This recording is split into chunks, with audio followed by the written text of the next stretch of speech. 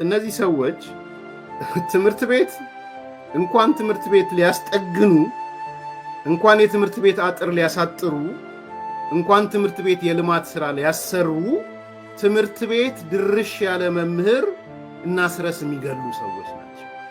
ትምህርት ቤት ድርሽ ያለ ተማሪ አውጥተው የሚጨፈጭፉ ሰዎች ናቸው እና ስረስ።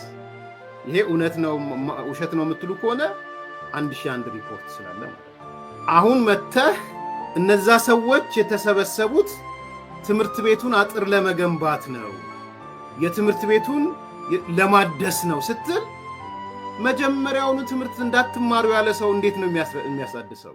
እና አስረስ አብዛኛውን ቦታ የከተሙት ትምህርት ቤት ውስጥ ነው። አብዛኛው ወይ ዋሻ ውስጥ ነው ወይ ትምህርት ቤት ውስጥ ነው እያስለቀቁ ትምህርት ቤቱን ትምህርት ቤት ነው የከተሙት። ይሄ ውሸት ነው።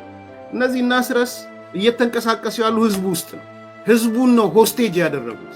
በእርግጥም ተዋጊ በእርግጥም ነፃ አውጪ ቢሆኑ ህዝቡ ውስጥ ሳይሆን ህዝቡ ጉያ ውስጥ መደበቅ ሳይሆን እንደ ቲፒኤልኤፎች በረሃ ነበረ መግባት የነበረባቸው። ህዝቡ ውስጥ ይደበቃሉ፣ ትምህርት ቤት ይደበቃሉ፣ ደን ይጮኻሉ።